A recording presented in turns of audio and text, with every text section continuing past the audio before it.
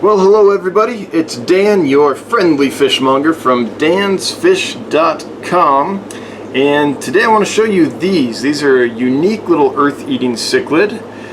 This is Gymnogeophagus balzani, and these come from Uruguay, Paraguay, and Argentina.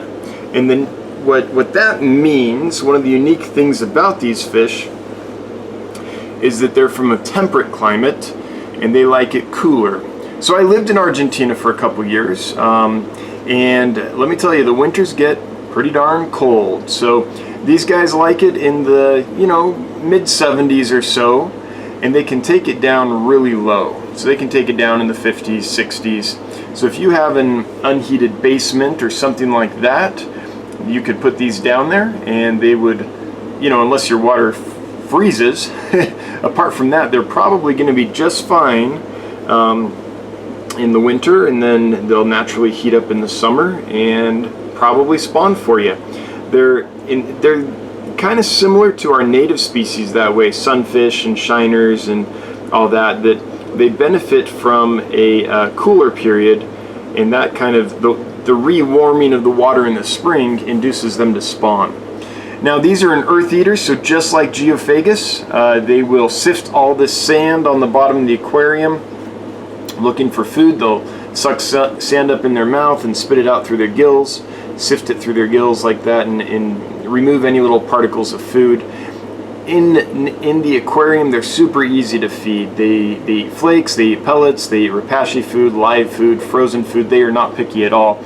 They prefer to eat off the bottom, but these have also learned to take food off the top here. So when I put flakes in there, they'll rush up to the top and eat them. But naturally though, they eat by sifting the sand.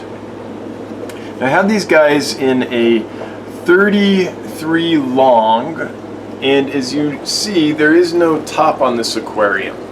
And that's because in fact, every other aquarium in my fish room has a top, but this one doesn't. And that's just because since these guys like it a little cooler, just by having the top off, that keeps this tank a few degrees cooler than the rest of the tanks in this fish room. And the tank's also on the bottom of the rack, and that way this won't get too hot for them. They'll be fine year round in this tank. So anyway, that's what I like about them, is that if you lived in California, you could keep them over winter without a heater and they would be just absolutely fine. Or other parts of the world, or if in most houses as well. Most of us don't keep our houses below freezing. These guys would be just fine. So that's one thing that I think is absolutely unique about them. Another thing that's unique about them is the males. The dominant male will get a massive hump on his head, kind of like an Oranda goldfish. So big that it's almost silly looking. It's almost ridiculous looking. Now these are little babies. Right now we're looking at about, I don't know, 2.5 inches or so on these guys, give or take a bit. So these are baby fish. They haven't developed their colors or their humps or anything like that yet. But once you get the males growing out and becoming dominant, you're gonna get some pretty impressive nuchal hump growth on the head. It almost looks like jelly. It's really kind of unique. Apart from that, these are a harem spawner, so a male with a group of females is going to be super happy. The females will brood the eggs in their mouths. They're a mouth brooder, and that's kind of how to raise these guys. Very similar to a lot of mouth brooding cichlids, and especially South American mouth brooding cichlids.